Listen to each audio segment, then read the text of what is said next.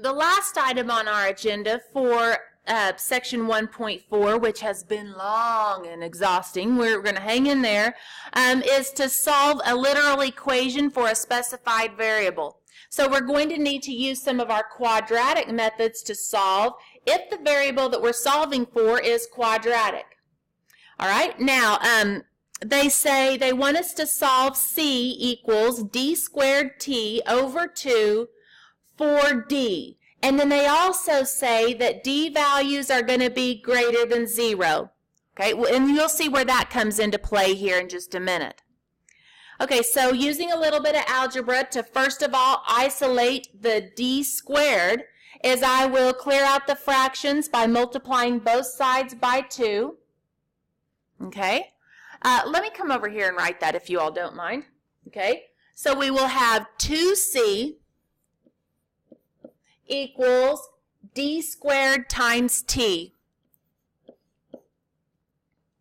because our 2's reduce here. Now, we're solving for d, so I'm going to divide both sides by t. So what we have is 2c over t equals d squared. Now, if I need to get d by itself, I need to get the squared off of there, and so I can accomplish that if I take the square root. Now, if I take the square root of both sides, over here on this side, I don't want to forget my plus or minus symbol, because there are two things that could check, both the positive 2c over t and the negative 2c over d.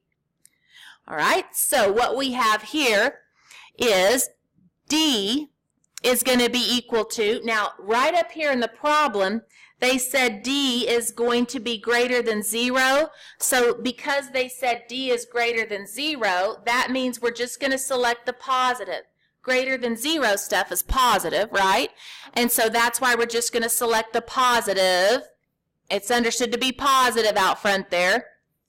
2c over t.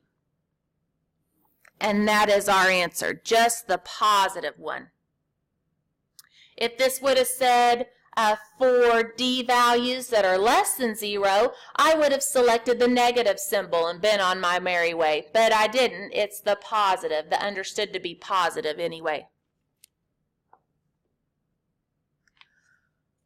On this example, in this equation, mt squared plus nt squared minus z equals 0, the quadratic equation is the variable t. It's in the variable t.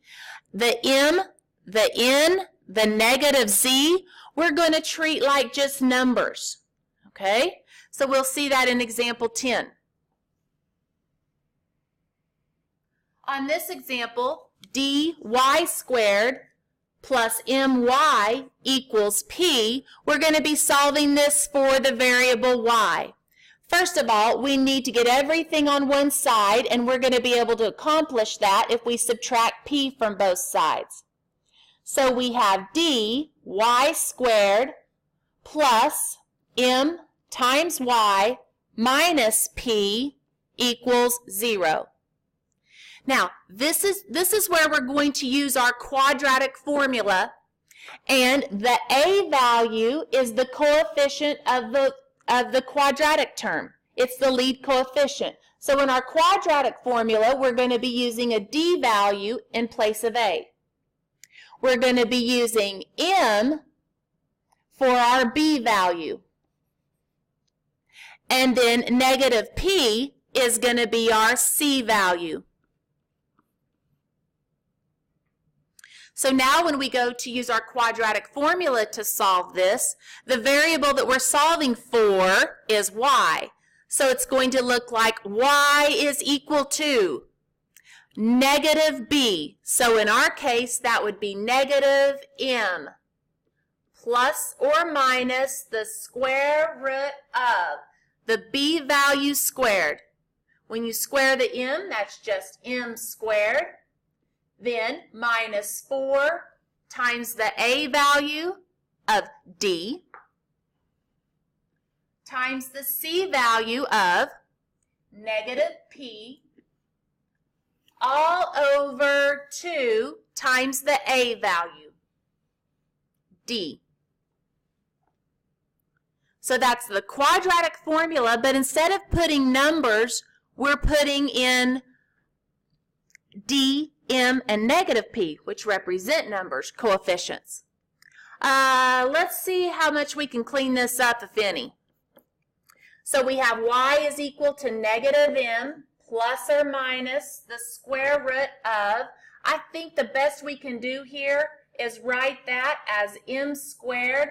Now, this negative times this negative is going to end up giving us a positive 4 times d times p, and then all over 2d. That's as good as it gets. We solved that equation for y as they asked us to do. That looks weird, but it's solved for y. Y equals some junk with not y's.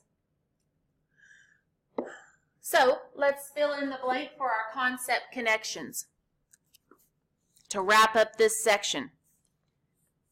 A blank equation is a second degree equation of the form ax squared plus bx plus c equals 0, and a can't be 0.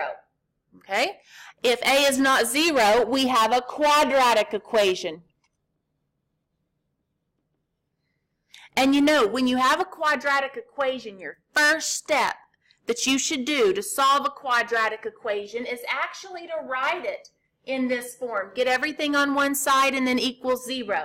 Then you can decide how to attack it. Should I factor? Can I square root property this? Or should I just put it in my quadratic formula? What's going to be the most efficient? Number 2, a blank equation is a first degree equation of the form ax plus b equals 0. That was back from section 1.1. Those are linear equations. Number 3, the square root property indicates that if x squared equals k, then x is equal to, remember what we do here, we're going to take the square root of both sides, not forgetting our plus or minus. So x is going to be equal to positive and negative square root of k.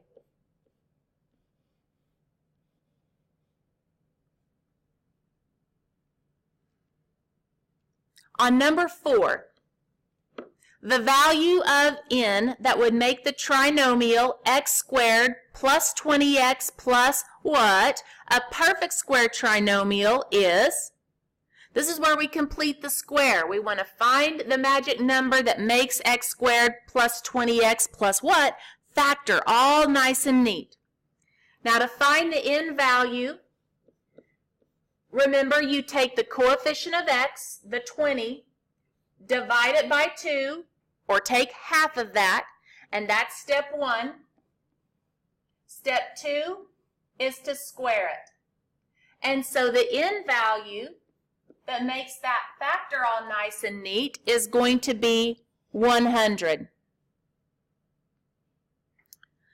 Number 5, given ax squared plus bx plus c equals 0, where a is not equal to 0, write the quadratic formula.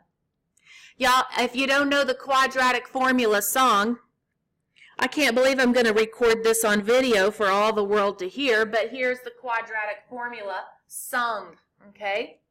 It goes a little something like this. I'll write it here. X is equal to negative b plus or minus the square root of b squared minus 4ac. There we go. All over 2a.